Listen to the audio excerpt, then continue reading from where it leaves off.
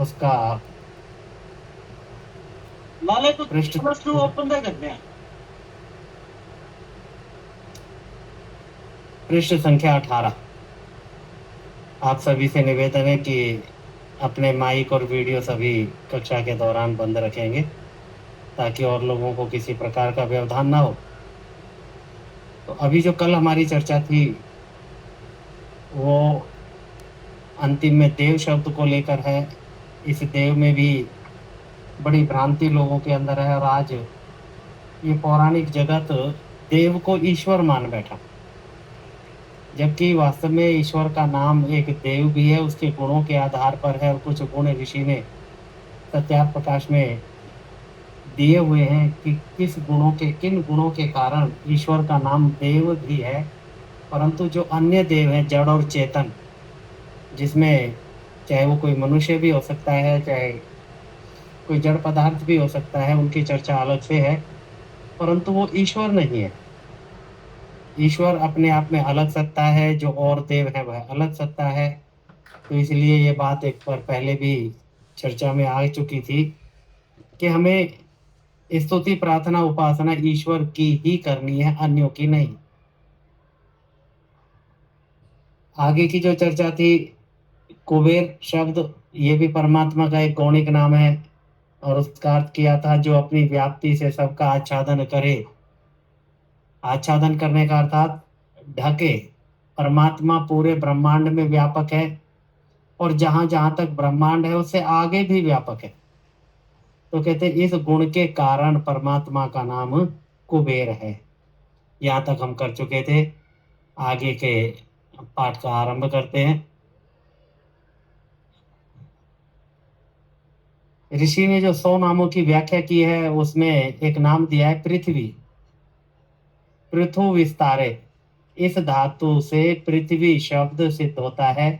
यह पर्थति सर्वम जगत विस्तृणाति तस्मात् स पृथ्वी।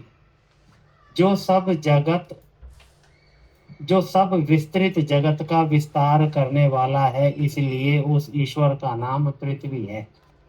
अब ये पृथ्वी जिसको हम भूमि भी कहते हैं, जिस पर हम रहते हैं, जिस पे ये सारा जो ये संसार है इसी पर वास करता है, इसको भी पृथ्वी कहते हैं। और यहाँ पर एक नाम पृथ्वी ईश्वर का भी है। और किस गुण के कारण है कि ईश्वर क्या है, इस विस्तृत जगत का विस्तार करने वाला है, इसका निर्माण करने वाला है, इसको चलाने वाला है। और ये जितना भी ये ब्रह्मांड का विस्तार किया है कौन करता है, कहते ईश्वर करता है। तो अर्थात विस्तार करने वाला होने के कारण परमात्मा का यहाँ नाम पृथ्वी भी है। परंतु ये पृथ्वी परमात्मा नहीं है। अर्थात ये पृथ्वी भी किसी गुण के कारण इसका नाम भी पृथ्वी है और परमात्मा का भी यहाँ पर नाम पृथ्वी है। तो इससे पहले आया था परमात्मा का नाम कुबेर भी है। आगे एक शब्द और प्रयोग किया है परमात्मा के गौणिक नाम में, जल। तो अर्थात ये 5 महाभूत आदि के नाम से भी ईश्वर के नाम गौणिक नाम है। तो पृथ्वी नाम भी परमात्मा का है। अब लिखा है जल। जल घातने, इस धातु से जल शब्द सिद्ध होता है। जलति घातयति दुष्टान संघातयति अव्यक्त परमाणवादीन तद ब्रह्म जलम। जो दुष्टों का तारण और अव्यक्त तथा परमाणुओं का अन्योन्य संयोग व वियोग करता है। तो दो चीजों की चर्चा यहाँ पर की है जब परमात्मा के जल नाम की चर्चा है कि परमात्मा क्या है, कहते हैं कि वह ताड़न करने वाला है। तो किसका ताड़न करता है? अब धार्मिक और उत्तम पुरुषों का तो ताड़न करेगा क्यों? उनका तो पीछे एक चर्चा आई थी कि परमात्मा धार्मिक व्यक्तियों का तो मान्य करने वाला है। तो ताड़न किसका करेगा? कहते दुष्ट व्यक्तियों का ताड़न करने वाला। इस गुण के कारण भी परमात्मा का नाम जल है। और दूसरा लिया है अव्यक्त तथा परमाणुओं का अन्योन्य संयोग व वियोग। अतः परमात्मा जब इस सृष्टि की रचना करता है तो जो सत्व रज तम के रूप में जो मूल प्रकृति है उन सबका संयोग करता है और उनके कणों को मिला मिलाकर अनेक 5 महाभूत और अन्य पदार्थों का निर्माण करता है, उनसे फिर इस सृष्टि की रचना करता है। तो अर्थात इन परमाणुओं का संयोग करना, और इन संयोग कैसे करता है? ज्ञान पूर्वक करता है। किस परमाणु को किसके साथ कितनी मात्रा में मिलाना है, किस स्थिति में मिलाना है। और दूसरा वियोग करने वाला भी है। जब ये प्रलय होता है तब भी इन परमाणुओं का वियोग होता है। ये सारे टूट टूट कर फिर पुनः अपनी मूल स्थिति में जाते हैं। और इस सृष्टि के चलाने में भी परमाणुओं का संयोग और वियोग होता है। सूर्य के अंदर भी जो ये ऊर्जा बनती है वो संगठन और विलय से बनती है। तो अर्थात परमात्मा इन सब की व्यवस्था करता है, इसलिए परमात्मा का एक नाम जल भी है। और देखो ये जल भी जो सामान्य जिसको हम पानी भी कहते हैं, इसमें भी यही गुण है। ये भी परमाणुओं का संयोग और वियोग करने वाला है। तो यही इसी गुण के कारण परमात्मा का नाम भी जल और इस जल का नाम भी जल। उसके बाद एक और शब्द परमात्मा के गुण में यहाँ पर लिखा है आकाश। काशी दीप्तौ, इस धातु से आकाश शब्द सिद्ध होता है। यह सर्वतः सर्वम जगत प्रकाशयति से आकाश, जो सब ओर से सब जगत का प्रकाशक है। तो परमात्मा क्या है? परमात्मा का कार्य क्या दिया है? कहते हैं इस जगत का प्रकाशक। अर्थात ये ब्रह्मांड इतना बड़ा, इतना विस्तृत, तो कहते हैं सबको प्रकाश में लाने वाला, बनाने वाला कौन है? कहते परमात्मा है। तो कहते हैं परमात्मा का नाम आकाश भी है। अब आकाश भी 2 तरह का और भी इसके अतिरिक्त है। जो जड़ पदार्थों से बना हुआ वो भी आकाश है, परंतु यहाँ पर परमात्मा का अपने गुण के कारण, कौन सा गुण? कि अर्थात ये परमात्मा चारों तरफ से इस जगत का निर्माण करता है, इसका इतना विस्तार करने वाला है, इसलिए परमात्मा का नाम आकाश है। अब यहाँ पर एक शब्द और दिया है अन्न। अतभक्षणे, इस धातु से अन्न शब्द सिद्ध होता है। यहाँ पर तैत्तिरीय उपनिषद के एक श्लोक का पद दिया है, अद्यतेति च भूतानि तस्मादन्नम तदुच्यते, अहमन्ना महमन्ना महमन्नम, अहमन्नादो अहमन्ना दोहमन्ना दो, अहम अन्नादा अत्ता चराचर ग्रहणात्। यहाँ पर जो ये पद लिखा है तैत्तिरीय उपनिषद का, उसके आधार पर ईश्वर के 3 नामों की चर्चा की है। और 3 नामों की चर्चा करते करते ऋषि ने एक बड़े महत्वपूर्ण सिद्धांत को भी यहाँ पर दिया और उदाहरण के साथ दिया है। 3 चीज जो यहाँ पर लिखी है, 3 शब्द हैं अन्न, अन्नाद और अत्ता। इन तीनों का अर्थ लिखा है जो सबको भीतर रखने, सबको अर्थात इस चेतन जड़ जगत सबको, इस पूरे ब्रह्मांड को परमात्मा अपने अंदर रखता है। पीछे गर्भ नाम की भी व्याख्या थी हिरण्यगर्भ शब्द से, तो वहां पर भी क्या था कि परमात्मा इस सारे संसार को अपने अंदर धारण करता है, गर्भ रूप में धारण करता है। साथ साथ एक और चर्चा थी, कहते परमात्मा का विस्तार कितना है? कहते पूरे ब्रह्मांड से भी बहुत ज्यादा आगे। उपनिषद में इस बात में आता है, कहते हैं कि ब्रह्मांड कितने स्थान में? 1 स्थान में, और परमात्मा इसके 4 गुने स्थान में। तो ये केवल ऐसा नहीं है कि भाई 4 गुना ही है, अर्थात परमात्मा के अतिरिक्त और कोई भी, परमात्मा का जो विस्तार है, परमात्मा कहाँ तक है? अर्थात हर जगह है, कोई भी जगह परमात्मा से खाली नहीं है। और तो ये संसार कहाँ है? कहते ये परमात्मा के अंदर है। इसीलिए लिखा है सबको भीतर रखने। तो इसके कारण परमात्मा का क्या नाम है? अन्न। दूसरा लिखा है सबको ग्रहण करने योग्य, अर्थात परमात्मा सबको ग्रहण करता है, सबको अपने अंदर रखता है, इसलिए उसका नाम है अन्नाद।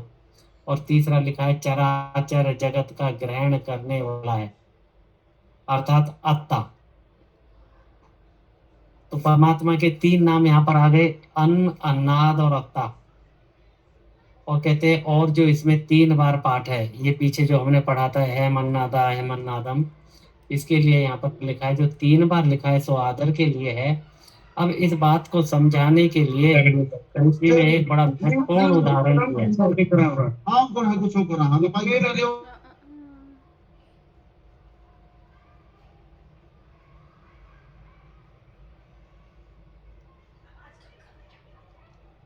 इसके लिए एक बड़ा अच्छा उदाहरण दिया है। कहते जैसे कूलर के फल में कृमि उत्पन्न होके उसी में रहते और नष्ट हो जाते। गूलर का फल हमने देखा होगा, कई बार उसको तोड़ कर देखते हैं तो उसके अंदर मच्छर से निकल कर भागते हैं, बड़े छोटे कीट होते हैं, और वो उसी के अंदर पैदा होता है और उसी के अंदर रहता है और उसी के अंदर मृत्यु को प्राप्त हो जाता है।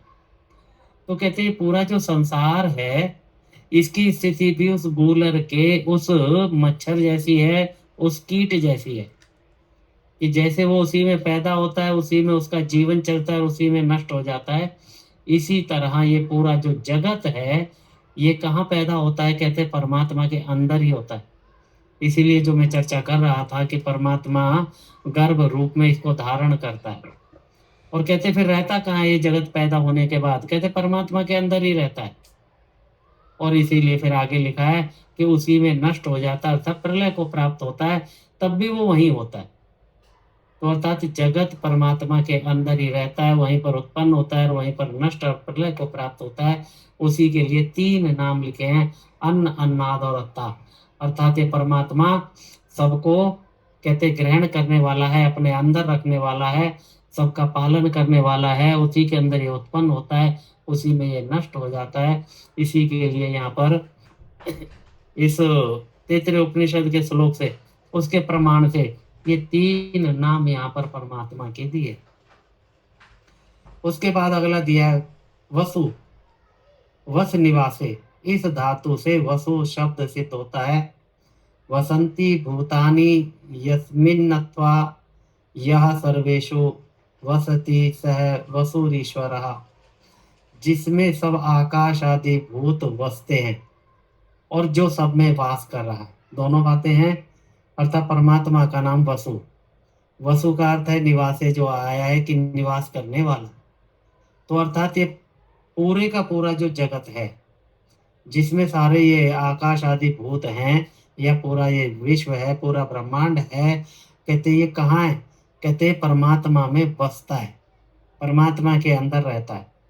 और दूसरा, परमात्मा कहाँ रहता है? बोला परमात्मा इनके अंदर रहता है। अर्थात ये परमात्मा के अंदर और परमात्मा इनके अंदर, तो इसका अर्थ क्या है? ये व्यापक व्याप्य संबंध है। ये सब परमात्मा के अंदर रहते हैं और परमात्मा का विस्तार इन सारे पूरे ब्रह्मांड से ज्यादा है। और उसके बाद क्योंकि परमात्मा व्यापक है और ये सब व्याप्य है, अर्थात परमात्मा इन सब के बाहर भीतर है, इसीलिए परमात्मा का एक नाम वसु है लिखा है। इसीलिए उस परमेश्वर का नाम वसु है। रुद्र शब्द से भी परमात्मा का एक गौणिक नाम दिया है, रुधिर अश्रु विमोचने। इस धातु से निच और रक्त प्रत्यय होने से रुद्र शब्द सिद्ध होता है। यो रोदयतन्यान्यकारिणो जनान स रुद्रः, जो दुष्ट कर्म करने हारों को रुलाता है। अब रुद्र शब्द का रुलाने अर्थ में है, परमात्मा रुलाता है, तो किसको रुलाता है? जो पीछे अभी बात थी जल के संबंध में कि वह दुष्टों को ताड़न करने वाला है, तो अर्थ था ताड़न करना। किसका करता है? दुष्टों का करता है। तो परमात्मा रुलाता भी है, तो किसको रुलाता है? कैसे? दुष्टों को रुलाता है, पापियों को रुलाता है। और ऐसे नहीं रुलाता, उनके कर्मों के आधार पर उनको जब फल देता है तो वो रोते हैं। तो इसी के लिए परमात्मा का एक नाम भी क्या हो गया कि वह रुद्र है। और ये पौराणिक जगत में क्या है? रुद्र के नाम से एक देवता बना दिया, उसका पूजन करते हैं, अर्थात वो दुखों को दूर करने वाला है। अगर ये रुद्र नाराज हो जाए तो बोला ये रुलाता बहुत है। वास्तव में ऐसा नहीं है। ये कोई भी जो अन्य सत्ताएं हैं, उनका कोई ऐसा सामर्थ्य नहीं है। परंतु परमात्मा क्या है, परमात्मा रुलाता है किसके आधार पर? नाराज होके नहीं रुलाता, कर्मों के आधार पर रुलाता है। जिस व्यक्ति के, जिस आत्मा के कर्म, जिसके दुष्ट कर्म है, पाप के कर्म है, अधर्म के कर्म है, तो उनको जब फल देता है तो वो फलों को भोगते समय वो रोते हैं।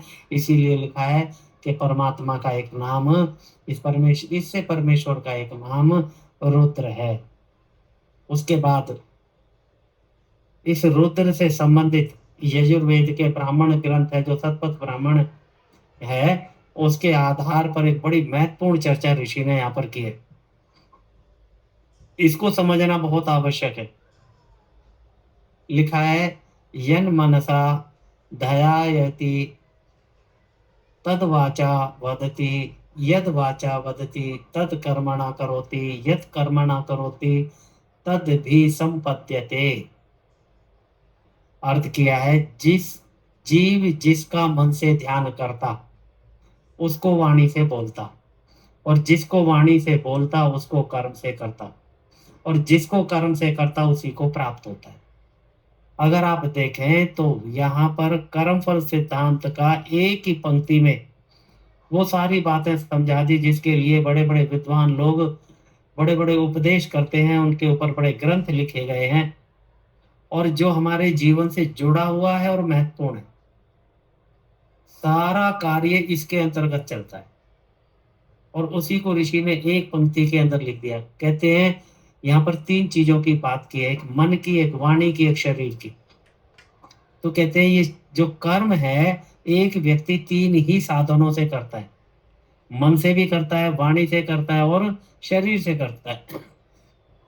उसके बाद कहते हैं इससे कौन से कर्म करता है? कहते हैं पाप भी इन्हीं से करता है और पुण्य भी इन्हीं से करता है।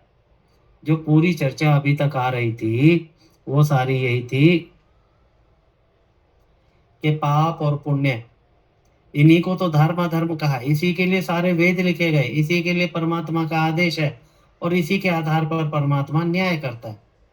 उसी के लिए लिख दिया, कहते जीव जिसका मन से ध्यान करता है, अर्थात जो हम सारा दिन मन से विचारते रहते हैं, ये मानसिक कर्म हो जाते हैं। किसी के बारे में अच्छा विचारते हैं तो हमारे पुण्य बनते हैं, और जिसके बारे में हम गलत विचारते हैं, बहुत सारी बातें होती हैं, हम दूसरों के प्रति गलत धारणा मन में रखते हैं, वो हमारे पाप कर्म होते जाते हैं, उनका फल मिलता है। ऋषि आगे लिखेंगे इसके बारे में। तो और दूसरी बात एक और है कि जब आदमी विचार करता है तो उसी को वाणी से प्रयोग करता है। अर्थात जब हम वाणी से बोलते हैं तो निश्चित है पहले हमारा विचारा हुआ होता है, चाहे वो एक क्षण पहले विचार किया हो, या हमने पहले से ही कभी एक विचारधारा बना रखी हो और आज वाणी में उसको ले आए हैं, या वाणी से उसका प्रयोग कर लिया। तो इसी के लिए लिखा है कि जिसको विचारता है उसको वाणी से बोलता है। तो अर्थात यदि हम अच्छा विचारेंगे, अच्छा सोचेंगे, अच्छी अवधारणा रखेंगे, तो उसी तरह हमारी वाणी भी शुद्ध होगी, उसमें भी हम कहीं हिंसा नहीं करेंगे। और कहते हैं कि जिसको वाणी से बोलता है उसको कर्म से करता है। और यही होता है कि जब व्यक्ति कोई चीज बोलता है, चाहे वो अच्छा बोले तो कर्म अच्छे करता है, और बुरा बोलता है तो कर्म बुरा करता है। और आपने देखा होगा एक प्रयोग, जब किसी दो व्यक्तियों के बीच में कहीं झगड़ा होता है तो पहले वो बोलता है, बोला छोड़ूंगा नहीं, मारूंगा, और फिर मार देता है। तो अर्थात ये एक ईश्वर ने एक स्वाभाविक एक हमारी स्थिति दी है कि हम मन से विचारते हैं, वाणी से बोलते हैं, फिर कर्म से करते हैं। और ये तीनों प्रकार से, अगर हमने वाणी से कुछ गलत बोल दिया, कर्म से अगर नहीं भी किया, तब भी हमारा एक कर्म बन गया जो वाणी से किया हुआ कर्म है। अगर अच्छा बोला तो हमारे पुण्य बन गए, गलत बोला गया, गलत वाणी का प्रयोग कर लिया गया, मिथ्या प्रयोग किया गया या असत्य बोला गया, तो हमारे वाणी से एक पाप हो जाता है। और कहते हैं कि जिससे व्यक्ति ये करता है फिर उसी को प्राप्त होता है। अर्थात मन, वचन और कर्म से जिस प्रकार के कार्य करता है फिर उसी को प्राप्त होता है, अर्थात फिर उसी के अनुसार उसको फल मिलता है। ये ईश्वर की न्याय व्यवस्था है। ऋषि कहते हैं इससे क्या सिद्ध हुआ, ये तो सिद्धांत बता दिया, अब ऋषि उसको थोड़ा सा विस्तार करते हैं। इससे क्या सिद्ध हुआ कि जो जीव जैसा कर्म करता है वैसा ही फल पाता है। तो कर्म किससे हो गए? 3 प्रकार के कर्म हो गए, 3 प्रकार से उनका करने की विधि बता दी। और फिर उसके बाद कहते जैसा करता है उसी को प्राप्त होता है, अर्थात जैसा कर्म करता है वैसा ही वो फल भोगता है। अब ये फल के बारे में कि इसी जन्म में कर्म किया तो इसी जन्म में भी फल मिल सकता है, इसी जन्म में कर्म किया है अगले जन्मों में फल मिल सकता है। पुराने किए हुए कर्म यदि हमारे बाकी हैं तो इस जन्म में भोगे जा सकते हैं या अगले जन्मों में भी भोगा जा सकता है। वो परमात्मा की व्यवस्था है। पर एक बात साथ साथ लिख दी, जब दुष्ट कर्म करने वाले जीव ईश्वर की न्याय रूपी व्यवस्था से दुख रूप फल पाते हैं, अर्थात ये निश्चित है अगर कोई दुष्ट कार्य किया जाए, कोई अधर्म का कार्य किया जाए, उसका फल तो भुगतना ही पड़ेगा। और जब उस फल को व्यक्ति भुगतता है, छूट नहीं सकता। हाँ, जो अन्य व्यवस्थाएं समाज की हैं, राजा की हैं, प्रशासन की हैं, आचार्यों की, माता पिता की व्यवस्थाएं दंड देने की, उसमें कहीं छूट जाए। और हम प्रयास करते हैं इस बात का कि जब हम कोई पाप कर्म करते, कोई हमें देखे ना, और किसी ने देख लिया तो अनेक प्रकार की ऐसी व्यवस्थाएं बनाते कि हमें दंड ना मिले। परंतु ईश्वर की न्याय व्यवस्था में कोई व्यक्ति नहीं छूट सकता। इसीलिए लिखा है न्याय रूपी व्यवस्था में दुख रूप फल पाते हैं, कहते तब रोते हैं। ऐसे ही नहीं रोता कोई भी। कब रोता है? जब वह दुख पाता है। और दुख का आधार क्या है? कहते दुख का आधार यही है जो अधर्म के कार्य हैं, चाहे वो जानबूझकर किए जाएं या अनजाने में किए जाएं। ऐसा नहीं कह सकते मुझे नहीं पता था, मैं तो इसी को ठीक समझ रहा था। ईश्वर की न्याय व्यवस्था में उसके लिए कोई छूट बाकी नहीं है। अगर कर्म किया है तो उसका फल अवश्य मिलेगा, निश्चित समय पर मिलेगा, और जितना फल होना चाहिए उतना ही मिलेगा। कोई भी व्यक्ति छूट नहीं सकता। और परमात्मा की व्यवस्था में ऐसा भी नहीं है कि कोई व्यक्ति धर्म के कार्य करे और पाप के भी करे, जितने पाप के किए उतने धर्म में से घटा दिए, बाकी के धर्म बच गए, ऐसा नहीं। अब प्रत्येक कर्म का अलग अलग फल है। तो कहते हैं कि वो तब रोते हैं, इसी प्रकार ईश्वर उनको रुलाता है, इसलिए परमेश्वर का नाम रुद्र है। अर्थात परमात्मा अपनी न्याय व्यवस्था में जब किसी को उसके कर्मों का फल देता है, दुख रूप फल जब मिलता है और व्यक्ति रोता है, इसलिए परमात्मा रुलाने वाला कहा गया है। अन्यथा परमात्मा रुलाता नहीं। हम अपने कर्मों के आधार पर रोते हैं। हमें ये नहीं पता होता कि ये जो फल मिल रहा है मुझे कौन से कर्म का मिला है, और हम वहां पर सोचते हैं परमात्मा ने हमें दुख सागर में डाला हुआ है। परमात्मा कभी किसी को दुख में नहीं डालता, केवल दंड स्वरूप उसको उसके अनुसार उसको फल देता है। ये फल रूप होता है, उसी के कारण ईश्वर का नाम यहाँ पर रुद्र है। एक और नाम है, बड़ा प्रयोग करते हैं, और ये बड़ा प्रयोग करते हैं जो ये पाखंडी बाबा बने घूमते हैं, नारायण नारायण। ये भी परमात्मा का एक गौणिक नाम है। और किस लिए है? उसके लिए मनुस्मृति का श्लोक भी दे दिया, आपो नारा इति प्रोक्ता, आपो वै नरा सूनवा ता यदस्यायनम पूर्वम तेन नारायण स्मृता। कहते जल और जीवों का नाम नारा है, अर्थात जल को भी नारा कहते हैं। इसी शब्द बना है जल का एक पर्यायवाची नीर जिसको कहते हैं। तो अर्थात जल का नाम भी नारा है और जीवों का नाम भी नारा है। और कहते वे अयन अर्थात निवास स्थान है, अर्थात ये जल और जीव दोनों का नाम है नारा। और अयन कहा जाता है जो निवास स्थान होता है। जैसे हम जिस घर में रहते हैं वो हमारा अयन है। तो ये दोनों की दोनों अयन है, किसके? परमात्मा के। इसीलिए लिखा है कि जिसका, इसीलिए सब जीवों में व्यापक परमात्मा का नाम नारायण है, कि वो इन सब के अंदर रहता है। परमात्मा सब जीवों में रहता है, इसलिए परमात्मा का नाम नारायण। और इसीलिए यहाँ पर क्योंकि परमात्मा सब में व्यापक है, इसलिए परमात्मा का एक नाम नारायण है। अब एक चंद्र नाम, अभी आप ये देखेंगे आगे जो नाम है, ये नाम अनेक ग्रह और वार आदि से संबंधित है। इनका भी लिखा, पहला लिखा चंद्र। चंद्र हम किसको जानते हैं? अर्थात जो उपग्रह है हमारा। पृथ्वी का एक चंद्रमा है, अनेक और ग्रहों के कई कई चंद्रमा है, परंतु यहाँ परमात्मा का नाम भी चंद्रमा है।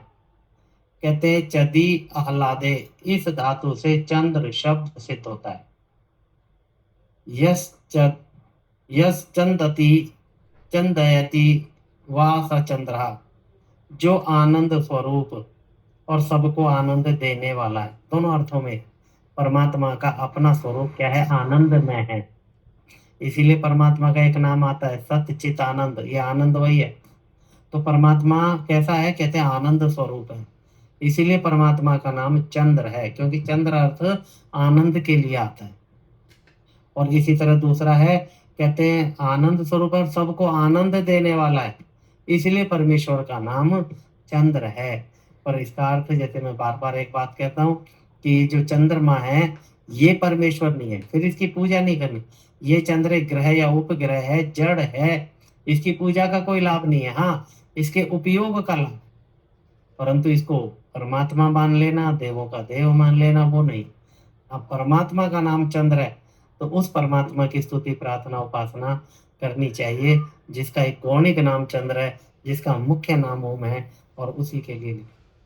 अब यहाँ पर एक नाम और आया है मंगल।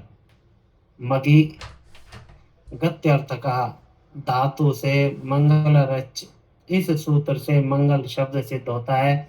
यो मंगति मंगयति वासा मंगलः, जो आप मंगल स्वरूप और सब जीवों के मंगल का कारण है, इसलिए उस परमेश्वर का नाम मंगल है। अब मंगल का अर्थ यहाँ पर क्या है, कहते परमात्मा सबका कल्याण कारक है, मंगल स्वरूप है, सुख देने वाला, तो उस अर्थ में मंगल है। तो कहते परमात्मा अपने आप में मंगल स्वरूप है और जीवों के मंगल का कारण है। परमात्मा जीवों के कैसे मंगल का कारण है, जब व्यक्ति परमात्मा की आज्ञा अनुसार कार्य करता है, धर्म के कार्य करता है, तो सुख की प्राप्ति होती है, आनंद की प्राप्ति होती है, उसका कल्याण होता है। तो ये जो कल्याण की प्राप्ति होती है कहाँ से होती है, कहते परमात्मा से होती है। परमात्मा हमारे कर्मों के फल रूप हमें कल्याण प्राप्त कराता है, सुख प्राप्त कराता है, आनंद प्राप्त कराता है, इसीलिए परमात्मा का नाम मंगल है। परंतु मंगल एक ग्रह का भी नाम है, पर दोनों एक नहीं है। मंगल ग्रह अलग है, परमात्मा मंगलकारी है, उसका नाम भी मंगल है। अब अगला नाम है बुद्ध। बुधा अवगमने, इस धातु से बुद्ध शब्द सिद्ध होता है। यो बुद्धयते बोधयते वासा बुद्धा, बुद्ध भी परमात्मा का एक नाम है। जबकि अब ये देखो सोम चंद्र का नाम है, मंगल एक दूसरा वार है, बुद्ध एक तीसरा वार है, तो ये वारों के नाम भी रखे हुए, फिर ग्रहों के नाम भी इन्हीं नामों से हैं, और परमात्मा के गौणिक नाम भी ये हैं, परंतु सब अलग अलग हैं, ये एक नहीं।